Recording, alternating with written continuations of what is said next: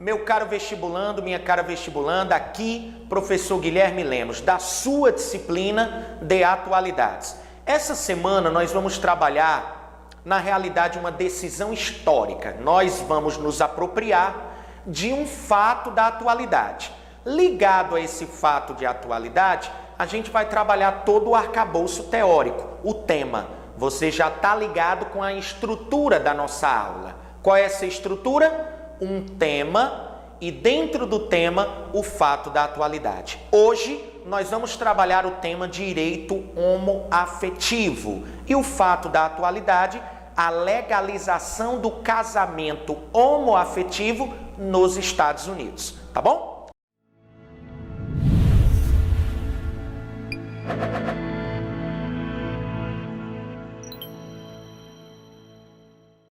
Para iniciar, eu gostaria de colocar um dado importante, tá certo? Vocês devem ter acompanhado nos diferentes meios de comunicação que no dia 26 de junho de 2015, a Suprema Corte estadunidense aprovou, numa votação apertada, a legalização do casamento entre pessoas do mesmo sexo. 26 de junho de 2015. Gravem essa data, com certeza vai se transformar numa data importante do ativismo da comunidade LGBT pela luta em torno dos seus direitos civis. Tá bom? 26 de junho de 2015, a Suprema Corte, por 5 votos favoráveis a 4 votos contra, legaliza a união entre pessoas do mesmo sexo. Guilherme, você gostaria de se utilizar desse dado para o quê? Galera, quando a gente fala em direito homoafetivo, formação de novas famílias, a gente tem que realizar a negação do modismo. Nós não podemos encarar o movimento LGBT como algo pós-moderno, como algo meramente modista. Na realidade, nós temos anos de luta, anos de ativismo. Só para vocês terem uma ideia, em 1971, no estado de Minnesota, nos Estados Unidos, ocorreu o primeiro pedido de licença para a realização de um casamento gay. Naquela época, 1971, quando esse casal homoafetivo pediu o direito de realizar o seu casamento, eu pergunto a vocês, a Suprema Corte, na sua opinião, aprovou ou negou o pedido de licença para a realização da celebração? Com certeza, você é um cara esperto, tá extremamente antenado às demandas atuais. A Suprema Corte negou. A Suprema Corte, em 1971, negou o pedido de licença para o casamento gay de um casal homoafetivo. Olha que coisa interessante, galera.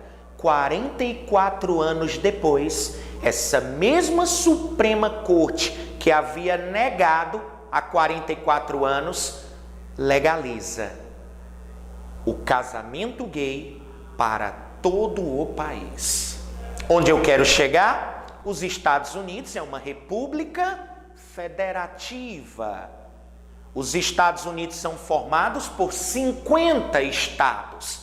Cada estado tem soberania para legislar. Onde eu quero chegar? Guilherme, eu conheço bem a história envolvendo os Estados Unidos e a comunidade LGBT, e eu sei que já haviam estados que tinham legalizado a união entre pessoas do mesmo sexo. Só que agora, galera, olha o que acontece. Antes da lei ser aprovada, da ação coletiva da legalização do casamento homoafetivo nos Estados Unidos, existiam 37 estados que permitiam a união. 13 estados, a maioria do centro-sul dos Estados Unidos, tá bom? Negavam, proibiam a união entre pessoas do mesmo sexo. Com a decisão da Suprema Corte, o que é que acontece, galera? Ora, os estados que já permitiam, como a decisão é a nível nacional, permanecem realizando as uniões homoafetivas, celebrando os casamentos. Já nos 13 estados que proibiam, agora são obrigados a realizar a celebração. Guilherme, se caso um dos juízes e algum desses estados se negar a realizar a celebração, teremos aí um problema. Esse juiz com certeza responderá uma ação e poderá ter seu título cassado. Então observem que a decisão é de nível nacional. Por isso que a gente coloca que a decisão é histórica, porque a Suprema Corte faz com que a aprovação dessa lei em nível federal tenha abrangência nacional. Todos os estados passam a permitir a celebração, tá bom? Um dado interessante, galera, é que alguns americanos, inclusive conservadores, mais ligados ao Partido Republicano, disseram que não mais permaneceriam vivendo nos Estados Unidos. Exatamente, a presença da intolerância. E eles disseram, inclusive, que iriam migrar para o Canadá. Iriam abrir mão de viver nos Estados Unidos para morar no Canadá, pelo fato dos Estados Unidos terem aprovado essa lei. Observem vocês como é a intolerância, né? Principalmente essa questão envolvendo a homofobia. O mais interessante, galera, é que esses conservadores, eles viajaram total. Por quê? O Canadá já legalizou o casamento entre pessoas do mesmo sexo desde 2004. Essa galera simplesmente não se informou. O Canadá é o primeiro país da América a legalizar o casamento entre pessoas do mesmo sexo. Então, com certeza, esses conservadores vão observar isso e talvez decidam permanecer nos Estados Unidos, tá bom? Uma coisa que eu queria trazer para vocês, galera, além do fato, além dessa decisão histórica por parte da Suprema Corte, é nós analisarmos uma espécie de linha cronológica, ou seja, quais países já legalizaram a união entre pessoas do mesmo sexo? Galera, eu trouxe uma informação quentinha para vocês. Essa informação só o curso online Humanas em Foco te oferece. Vocês sabiam que o primeiro país a legalizar o casamento gay no mundo foi a Dinamarca, em 1989. Se liga nisso, cara. Década de 80, final da Guerra Fria, a Dinamarca, pioneira, já legalizava a união entre pessoas do mesmo sexo. Lembrem-se vocês que nessa época a homossexualidade ainda era tratada como homossexualismo.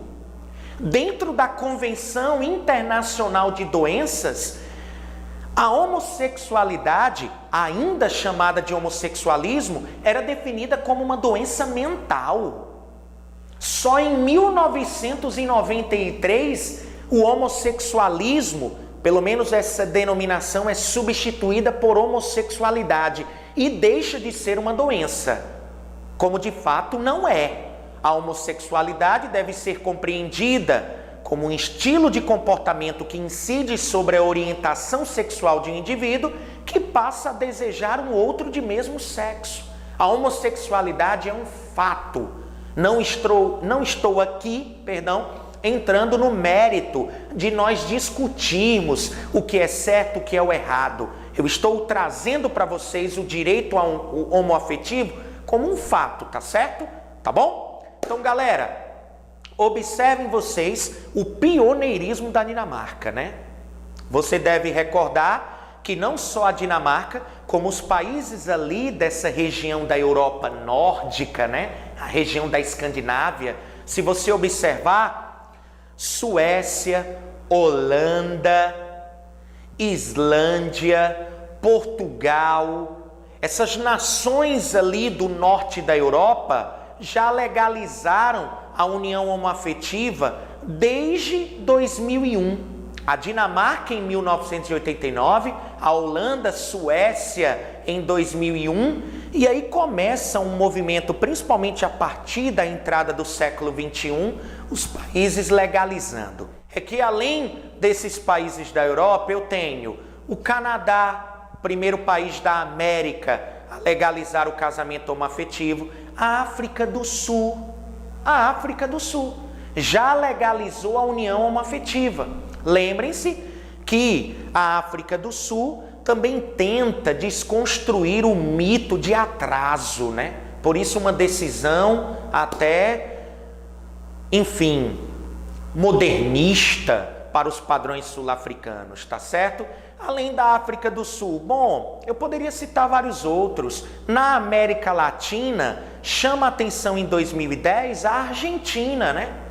Dentro da América Latina e no contexto dos países latino-americanos, a Argentina é pioneira. Em 2010, ela legaliza o casamento gay.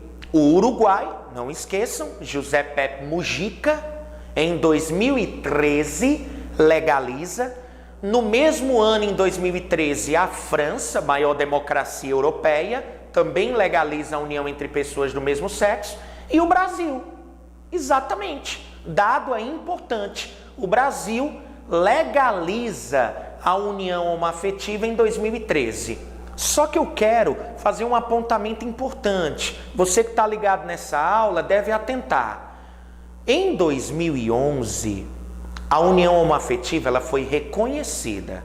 O que significa isso, Guilherme? O Conselho Nacional de Justiça e o Supremo Tribunal Federal reconhece as uniões homoafetivas. Em 2013, elas passam por uma equiparação judicial, ou seja, os casais homoafetivos possuem os mesmos direitos perante a lei que os casais heterossexuais, tá certo? Então é apenas uma linha cronológica, Dinamarca 1989 e aí os outros países a partir de 2001. Tá certo? Se concentrando principalmente a maior parte deles entre os anos de 2010 e 2013, tá bom? Essa linha cronológica é importante para entender que os Estados Unidos, enfim, é uma decisão histórica, gerou aí a mídia, a imprensa como um todo, os meios de comunicação de massa amplamente divulgaram essa notícia. Mas os Estados Unidos faz parte do quê? De uma espécie de corrente, de uma espécie de movimento que já ocorre em muitos países na esfera legal de reconhecimento dos direitos civis dessa comunidade LGBT, tá bom? Outra coisa importante, Guilherme, o movimento LGBT nos Estados Unidos tem alguma relação com o movimento queer no Brasil? Tem sim, galera. Olha que coisa interessante. Alguém poderia perguntar, Guilherme, a última parada do orgulho LGBT ocorreu no dia 7 de junho no Brasil. O senhor comentou que no dia 26 de junho a Suprema Corte legalizou o casamento entre pessoas do mesmo sexo nos Estados Unidos. Junho é um mês simbólico para essa comunidade? Sim. Galera, junho é um mês extremamente simbólico. Observem por quê. Galera, nos Estados Unidos, por volta de 1969, a gente vê a origem, né? A formação do movimento LGBT a partir das décadas de 60 e 70. Pouca gente sabe, mas a história de ativismo da comunidade LGBT se confunde com o período em que se praticavam aquelas leis segregacionistas, né? Aquelas leis, enfim, que promoviam o racismo institucionalizado lá nos Estados Unidos. Pois bem, olha que coisa interessante. Em Nova York, na década de 60, existia um bairro chamado Greenwich Village, tá bom? Nesse bairro marginalizado existia um bar chamado Stonewall Inn, tá certo? Era um bar. Aí você me pergunta, o que que tem esse bar, Guilherme? Galera, homossexuais eram proibidos, ou seja, gays, lésbicas, transgêneros eram proibidos de frequentar bares na região de Nova York. O reduto era esse bar Stonewall Inn. Ou seja, esse bar se transformou num reduto da comunidade LGBT estadunidense. Olha que coisa interessante. No dia 28 de junho de 1969, ocorreu uma incursão policial a esse bar. Policiais invadiram o bar e obrigaram todos os travestis a se despirem. Isso foi considerado por parte da comunidade LGBT e simpatizantes um ato de humilhação. O que foi que aconteceu? A comunidade LGBT, logicamente, se enfureceu e organizaram uma revolta, uma espécie de rebelião, conhecida como Levante de Stonewall Inn. Aí você me pergunta, qual é o problema, Guilherme, nisso? Nenhum. Tem direito, enquanto movimento civil, de realizar um protesto. Creio que o ato, sim, foi de grande humilhação. O dado importante é, essa aglomeração de pessoas em frente ao bar vai ser o pontapé inicial para a mundialização desse movimento. É aí onde está a origem da parada do orgulho LGBT, que ocorre todos os anos, inclusive no Brasil, na Avenida Paulista, e que reúne milhares de pessoas, né?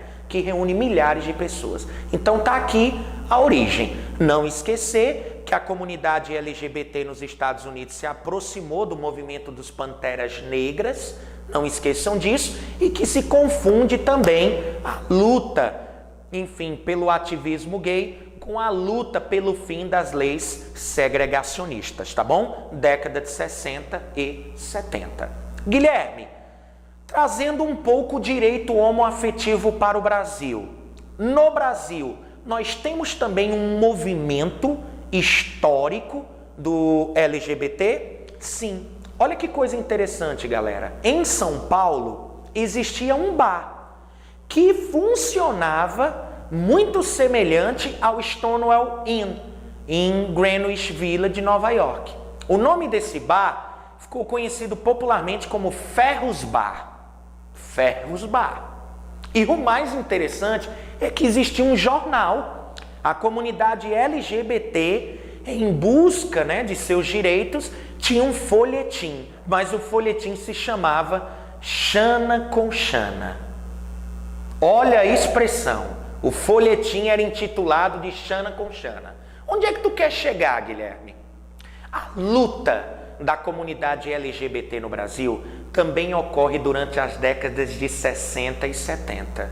Mas, Guilherme, eu sei que durante esse período no Brasil vai imperar um período extremamente nebuloso da nossa história, que inclusive foi investigado recentemente pela Comissão Nacional da Verdade. Estamos falando da ditadura militar, de 1964 até 1985.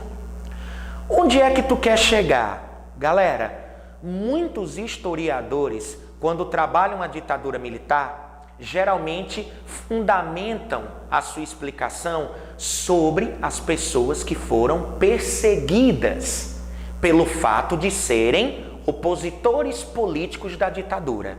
Essas pessoas eram taxadas de comunistas. O que pouca gente cita é que, além dos comunistas, homossexuais foram perseguidos.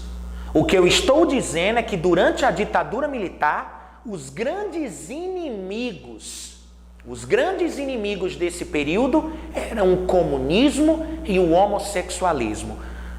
Só para vocês terem uma ideia, enquanto que muitos opositores políticos eram torturados, assassinados e dados como desaparecidos, os homossexuais eram enviados para manicômios. Os dois mais famosos, o manicômio de Juqueri, em São Paulo, e o manicômio de Barbacena, em Minas Gerais.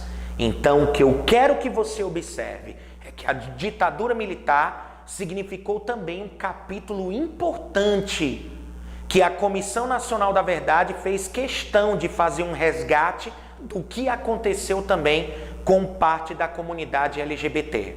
E eu não poderia deixar de citar, na década de 80, o ativismo de Welma Brown. Quem é o Welma Brown? Para quem não sabe, é uma ex-chacrete. No Cassino do Chacrinha, aquele programa televisivo, entre as dançarinas, poucos brasileiros sabiam, mas havia a presença de uma transexual. E durante a década de 80, o ativismo dessa ex-chacrete vai ser importante na luta dos direitos civis dos homossexuais aqui no Brasil, tá bom? Então é bom sempre citar isso aqui para vocês, porque é importante, tá certo? Com relação ao direito homoafetivo no Brasil, eu ainda gostaria de colocar um ponto. Galera, no Rio Grande do Sul, recentemente, foi inaugurada a primeira vara de justiça, o primeiro fórum judicial ligado único e exclusivamente ao direito homoafetivo, tá certo? Fazendo uma contextualização, eu achei muito interessante o que Barack Obama fez. Eu não sei se vocês observaram, mas o presidente estadunidense Barack Obama, galera, fazendo um resgate ainda em relação aos Estados Unidos, tá bom? Eu já retorno ao Brasil. Nos Estados Unidos, Barack Obama, quando ganhou a primeira eleição em 2008, assume em 2009, ele se posicionou contra o casamento homoafetivo. Barack Obama, o democrata, ele se posicionou contra. Barack Obama só vai mudar o seu posicionamento em 2012. Olha como há um simbolismo, né? Fazendo um resgate de um ponto que eu não coloquei para vocês. Todo projeto de lei recebe uma numeração e o ano em que foi proposto. No caso específico da ação coletiva que pedia a aprovação na Suprema Corte para a legalização do casamento homoafetivo, ela recebeu um nome. Um ativista de Ohio que perdeu o companheiro chamado John, o nome dele é Jim Obergefell. A luta dele foi tão grande que essa ação coletiva votada pela Suprema Corte foi intitulada de Ação Coletiva Obergefell. Só para vocês terem uma ideia, no dia em que a Suprema Corte aprovou, 26 de junho de 2015, Barack Obama ligou para o Jim Obergefell e essa ligação foi transmitida, lógico, através do Viva Voz, em cadeia televisiva para os americanos, em que Barack Obama parabenizava o ativista pela luta. Inclusive, vocês devem ter visto que o Barack Obama tweetou, colocou lá na sua página no Twitter o quê? Um grande passo rumo à igualdade nos Estados Unidos. Inclusive, ele vai colocar um hashtag, um comando chamado Love Wins. O amor venceu.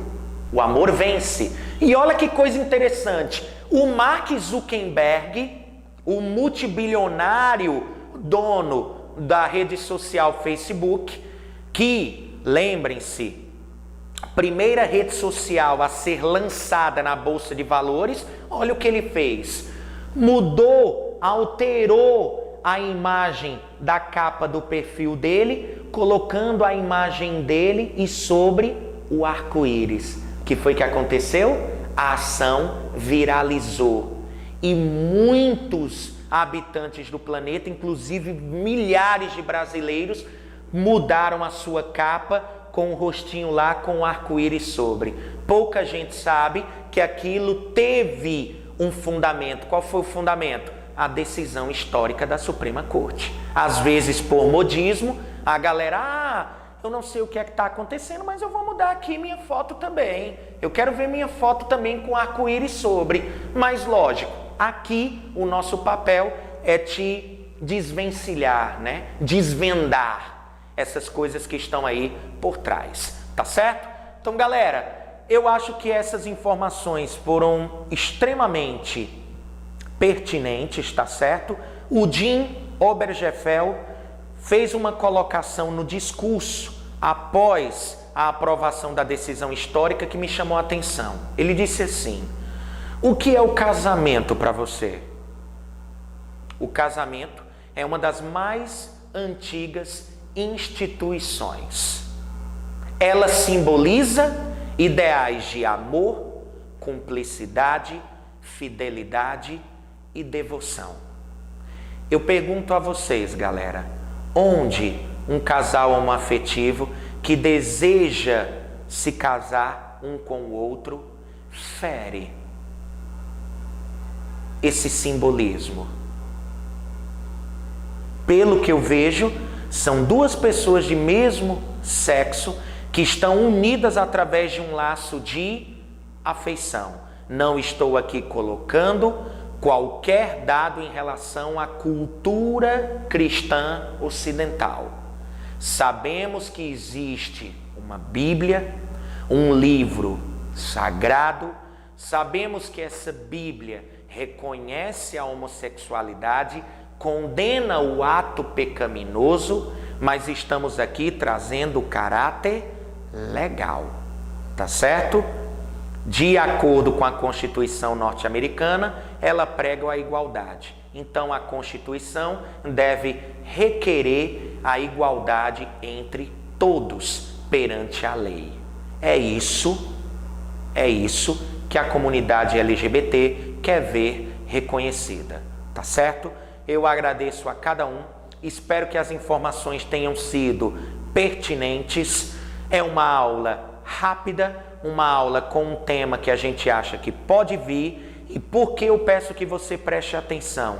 Um dos nossos vídeos já gravados foi o Estatuto da Família, ou seja, a família contemporânea em questão no Brasil. E um Estatuto da Família coloca a definição de família como a união entre um homem e uma mulher através de casamento, união estável, ou um de seus pares e seus descendentes, a chamada família monoparental.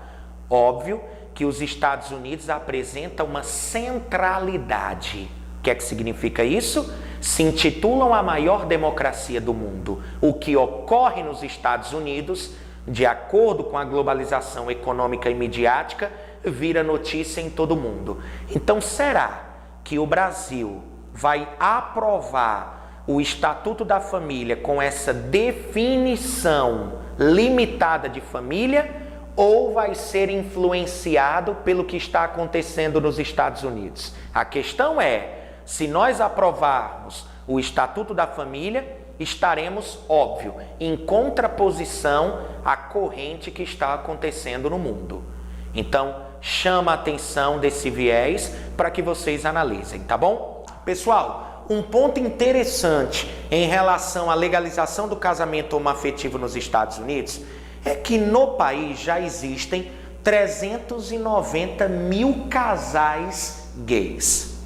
E estimam que nos 13 estados que proibiam, antes da decisão da Suprema Corte, existam em torno de 70 mil casais. Então, nos próximos 3 anos, a ideia é que esse número sofra um incremento, tá bom? Outro ponto. Guilherme, essa decisão na prática significa o quê? Eles poderão realizar o casamento civil. Exato. Mas e os direitos? Um dos direitos que muita gente gosta de atrelar é a legalização do casamento gay em todo o país. Garante a adoção de crianças por parte desses casais? Não. Tá certo? A legalização da união homoafetiva não necessariamente garante a esses casais a adoção de crianças. Lembrem-se vocês do seguinte: essa ação coletiva de Obergefell, num primeiro momento, é a aprovação do reconhecimento dos direitos previdenciários.